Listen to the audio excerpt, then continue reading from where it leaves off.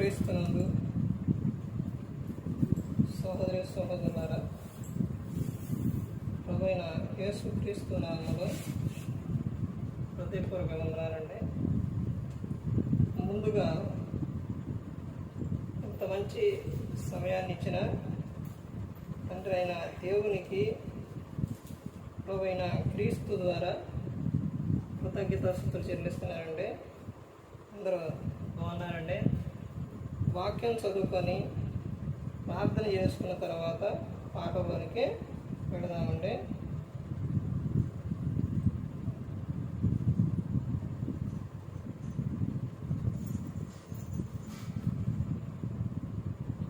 ఈ యోహాను గారు రాసిన సువార్త 14వ అధ్యాయం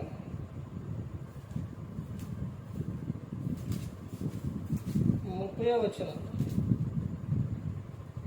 ఇకను మీతో విస్తరించి మాట్లాడను, ఈ లోకాధికారి వచ్చుచున్నాడు, నాతో వానికి సంబంధమేమీ లేదు, అయినను నేను తండ్రిని ప్రేమించుచున్నానని లోకం తెలుసుకున్నట్టు తండ్రి నాకు ఆజ్ఞాపించినది నెరవేర్చుటకు నేనిలాగూ చేయుచున్నాను. లేండి, ఇక్కడ నుండి వెళ్ళుదము. ప్రార్థన చేసుకున్నాం. పరలోకమందున్న మా తండ్రి, పరిశుద్ధ ప్రేమ గల తండ్రి, గొప్ప తండ్రి, యెహోవా తండ్రి, ప్రియ కుమారుడు యేసుక్రీస్తు ప్రభువారి ద్వారా కృతజ్ఞతాస్తుతులు చెల్లిస్తున్నాము నాయన. ఈ రాత్రి వేళ మా అందరితో మాట్లాడమని మా ప్రభువైన యేసుక్రీస్తు నామాన వేడుకుంటున్నాం తండ్రి. ఆమేన్. ప్రభువైన యేసుక్రీస్తు నామములో హృదయపూర్వక వందనాలండి. దేవుని కుమారుడు యేసుక్రీస్తు ప్రభువు ఈ లోకానికి వచ్చిన తర్వాత పరలోక రాజ్యం సమీపిస్తుంది కనుక మారు మనసు పొందమని ప్రకటింప మొదలుపెట్టాడు. అంశం: పొదలో నుండి సింహం బయలుదేరింది. జాగ్రత్త. సింహం ఎక్కడ నుంచి? ఇప్పుడు సింహం అడవికి రాజుగా ఉండింది. సింహం జంతువుని వేటాడాలని అంటే అది ఏం చేస్తుందనంటే ఒక సందర్భంలో పొదలో నుంచి వస్తుంది. వచ్చిన తర్వాత ఏం చేస్తుందంటే అలా చాటుగా పొదలో నుంచి బయలుదేరి వస్తున్న జంతువు మీద అటాక్ చేస్తుంది. అలాగే సింహం ఇక్కడ ఎవరు కనపడతారనంటే అపవాది ఎవరిని మింగుదునని గద్దించు సింహం వలె తిరుగుతుంది. ఒక పొద, ఒక తోట, అనగా మనకు ఆదిలోనే ఎక్కడ కనపడుతుందంటే ఏదైనా తోట కనపడుతుంది. ఆ తోటలోనే అపవాది సర్పంగా వెళ్ళి సర్పంలోకి అక్కడ ఈ అవ్వమ్మనే మోసం చేసింది. అంటే బయలుదేరింది, ఆడు అపవాది బయలుదేరిండు. ఎవరిని మింగుదునని గద్దించు సింహం వలె తిరుగుతుండు. ఇక్కడ యేసుక్రీస్తు ప్రభువారు చెబుతున్న సందర్భం ఏంటంటే, ఇకను మీతో విస్తరించి మాట్లాడను. ఇదిగో నేను మీతో ఇప్పటి వరకు మీతో ప్రతి ఒక్కటి చెప్పాను. ప్రకటన గ్రంథం చివరి అధ్యాయంలో చివరి వచనాల్లో కూడా అక్కడ ఏమని చెప్తారనంటే, ఎలా ఉండేవారిని అలా ఉండనే, ఎవరు ఏదైతే చేస్తారో అలాగా ఉండనే, పరిశుద్ధులుగానే, తప్పు చేసేవారిని తప్పు చేసేవారిగానే, ఎవరిని ఎలాగా ఆ విషయం చూడండి. మరలా ఇక్కడికి వద్దాం, ఏమని చెప్తున్నారో చూడండి. ఇక్కడ యేసుక్రీస్తు ప్రభువారు చెప్పిన ఈ సందర్భం మనకి ఇక్కడ ఎలా తెలుస్తుందో చూడండి. ప్రకటన గ్రంథం 22వ అధ్యాయం 10వ వచనం నుంచి చూస్తే, మరియు అతడు నాతో ఎలాగూ చెప్పెను, ఈ గ్రంథమందున్న ప్రవచన వాక్యములకు ముద్ర వేయవలదు, కాలం సమీపమై ఉన్నది, అన్యాయము చేయువాడు ఇకను అన్యాయమే చేయనిమ్ము, అపవిత్రుడైన వాడు ఇంకను అపవిత్రుడుగానే ఉండనిమ్ము, నీతిమంతుడు ఇకను నీతిమంతుడుగానే ఉండనిమ్ము, పరిశుద్ధుడు ఇంకను పరిశుద్ధుడుగానే ఉండనిమ్ము. ఇదిగో త్వరగా వచ్చుచున్నాను, వాని క్రియ చొప్పున ప్రతి వానికిచ్చుటకు నేను సిద్ధపరిచిన జీతం నా యొద్ద ఉన్నది అని ఇక్కడ చెబుతున్నారు. స్పష్టంగా చెబుతున్నారు. అక్కడ ఏమని చెప్పారు? ఏమని చెప్పారండి? నేను ఇక విస్తరించి మాట్లాడాలి అంటే అప్పటి వరకు చెప్పారు, చెప్పినప్పుడు ఇక వినలేదు, ఇదిగో ఇక నేను విస్తరించి మాట్లాడాను. మరి మొత్తం చెప్పిన తర్వాత ఆయనేమో తండ్రి యొద్దకు వెళ్ళిపోయిన తర్వాత చెబుతున్నారు. ఇక్కడేమో ఎప్పుడు చెబుతున్న సందర్భం ఈ సందర్భం అంటే ఆయన యోహాను గారికి దర్శనంగా ఆయన పడి ఇక్కడ చెబుతున్న విషయం, చివరి విషయాలు అనమాట ఇవి. ప్రకటన గ్రంథం అంటే ఆయన వచ్చేటప్పుడు ఇదిగో ఇక ఎలా ఉండేవాళ్ళు అలా ఉండనే, నీ ఇప్పటి వరకు చెప్పి ఎంత చెప్పినా కానీ ఇక వినట్లేదు, ఎంత చెప్పినా కానీ వినిపించుకోవట్లేదు. ఇదిగో ఈ తప్పు చేయొద్దు అని అంటే అస్తమానం ఆ తప్పే చేస్తూ ఉన్నారు. ఇదిగో అందుకనే ఎవరిని ఎలా ఉండాలో అలా ఉండనే, నేను వచ్చినప్పుడు వాని క్రియ చొప్పున ప్రతి వానికి నేను జీతం ఇస్తాను అని చెబుతాను.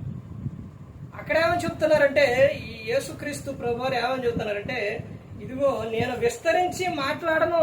ఎందుకు మాట్లాడనని అక్కడ చెప్తున్నారంటే చూస్తే, ఇకను మీతో విస్తరించి మాట్లాడను, ఈ లోకాధికారి వచ్చుచున్నాడు, నాతో వానికి సంబంధం ఏమీ లేదు. ఈ లోకాధికారి ఎవరనంటే అపవాది.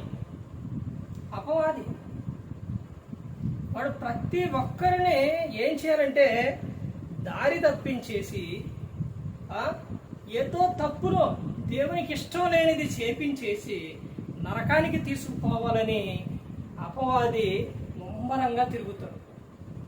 క్రైస్తవులన్నా ప్రార్థన చేయటం ఆలస్యం నిర్లక్ష్యం చేస్తారేమో కానీ అపవాది మాత్రం అది చేయడండి. ఎందుకనంటే ప్రతి ఒక్కరిని పరిశుద్ధులుగా ఉంచకూడదు, నీతిమంతులుగా ఉంచకూడదు. వారిని ఏం చేయాలి? వేయాలి, వాళ్ళని తప్పు చేసే విధంగా చేయాలి అని వారు దూతలు ముమ్మరంగా తిరుగుతున్నారు. ఇదిగో ఈ లోకాధికారి వస్తుండు, ఏమని చెప్తున్నారు? ఇక్కడ మీతో విస్తరించి మాట్లాడి లోకాధికారి వచ్చుచున్నాడు, నాతో వానికి సంబంధమేమీ లేదు అని చెబుతున్నారు. ఈ లోకాధికారి అపవాది. అది ప్రతి ఒక్క సమయాల్లో కానీ ఏదో సమయాల్లో దేవుని పని జరిగేటప్పుడే డిస్టర్బ్ చేయటం, దేవుని విషయాల్లోనే వినకుండా చేయటం, దేవుని విషయాల్లోనే ఆటంకపరచడం, ఇవన్నీ అపవాది చేస్తాడు. ఎందుకంటే దేవునికి ఇష్టం లేని పనులు, దేవునికి ఇష్టమైన పనులు అపవాదికి నచ్చదు. అది ప్రతి ఒక్కరూ కూడా గమనించుకోవాలి. కానీ ఈ రోజున మనిషి అపవాది మాటలే వినేసి అపవాదినే వెంబడించేసి నరకానికి వెళ్ళిపోతుంది. మద్యపానం తాగితే ఇక్కడ నీ దేహం పాడవుతుంది, నువ్వు లోకం విడితే నరకానికి వెళ్ళిపోవు. ధూమపానం చేస్తే నీ దేహం పాడవుతుంది, ఇక్కడ ఈ లోకం విడిస్తే నరకానికి వెళ్ళిపోవు.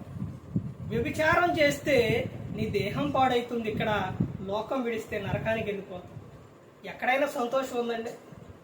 ఎక్కడా సంతోషం ఉండదు. దేవుని మాట వింటేనే సంతోషం. నీ దేహాన్ని కాపాడుకుంటే, ఇందాక పాడిన పాటల్లో ఉన్న అర్థం ఏంటది? నీ దేహములకు ఆ పాటలో శరీర కోరిక పుట్టగా నీ దేహమును పాడు చేసుకోవద్దు. శరీర కోరిక ఏమైందంటే నీ దేహాన్ని పాడు చేస్తుంది.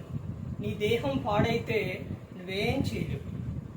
తర్వాత లోకం విడిచిన తర్వాత కూడా నరకానికి వెళ్ళిపో. నీ దేహాన్ని కాపాడుకో, నీ అవయవాలను కాపాడుకో, నువ్వు పరిశుద్ధుడిగా జీవించు. లోకం విడిచిన తర్వాత పరలోకానికి చేరుకోండి. ఇక్కడ యేసుక్రీస్తు ప్రభువారు చెబుతున్న ఈ సందర్భం, వాడికి నాకు ఏ సంబంధం లేదు, వాడికి నాకు ఏ సంబంధం లేదు. మీరేమో ఆనందంగా ఉండాలి, సంతోషంగా ఉండాలి.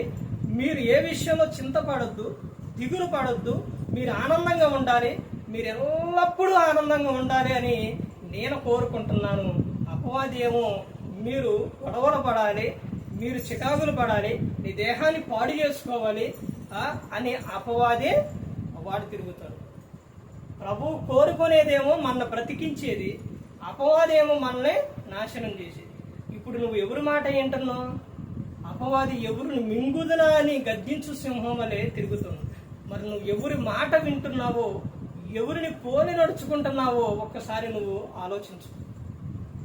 ప్రతి ఒక్కరు కూడా తెలుసుకోండి. తర్వాత యేసుక్రీస్తు ప్రభువు చెబుతున్నారు, అయినను నేను తండ్రిని ప్రేమించుచున్నానని లోకం తెలుసుకున్నట్లు తండ్రి నాకు ఆజ్ఞాపించినది నెరవేర్చుటకు నేనేలాగూ చేయుచున్నాను, లేండి ఇక్కడ నుండి వెళ్ళుదాము అని యేసుక్రీస్తు ప్రభువు చెబుతున్నారు. నా తండ్రి ఇష్టాన్ని నేను నెరవేర్చుటకు వచ్చాను, నా తండ్రి ఇష్టమే నాకు ముఖ్యం, ఆయన చిత్తమే నాకు ముఖ్యం అని యేసుక్రీస్తు ప్రభువు చెబుతున్నారు. ప్రతి ఒక్కరు కూడా గమనించుకోవాలి, ప్రతి ఒక్కరు కూడా తెలుసుకోవాలి. నువ్వు ఏ విషయంలో అపవాదికి చిన్న అవకాశం ఇచ్చావో అపవాది నిన్ను ఆట ఆడుకుంటాడు అనమాట. అపవాది పారిపోవాలంటే యాకోబు గారు రాసిన పత్రికలో ఉంటుంది, నువ్వు దేవునికి ఏమవ్వాలి, దేవునికి నువ్వు లోబడి ఉండాలి. అప్పుడు నువ్వు అపవాదిని ఎదిరించగలుగుతూ అప్పుడు వాడు నీ యొద్ద నుండి పారిపోతావు. అది ప్రతి ఒక్కరు కూడా తెలుసుకోవాలి. ఎవరో కూడా నశించి నరకానికి వెళ్ళిపోకూడదని యేసుక్రీస్తు ప్రభువు ఈ లోకానికి వచ్చి మనందరి కోసం సిలువలో తన ప్రాణాన్ని పెట్టారు. ప్రతి ఒక్కరు కూడా దేవుని యందు భయభక్తులు కలిగి పరిశుద్ధాత్మ మాట ఇంటూ హృదయశుద్ధిని కాపాడుకుంటూ క్రీస్తుని పోలే నడుచుకున్నప్పుడు ఈ లోకం విడిచిన పరలోకానికి చేరుకుంటారు. మరి ఈ విధంగా నిలబెట్టి మాట్లాడించిన తండ్రి అయిన దేవునికి కృతజ్ఞతాస్తుతులు చెల్లిస్తూ ఇంతవరకు శ్రద్ధగా ఉన్న మీకు ప్రభు పేట నా హృదయపూర్వక వందనాలు చెల్లిస్తూ ఈ మాటలు ముగిస్తాను. అందరికీ వందనాలండి.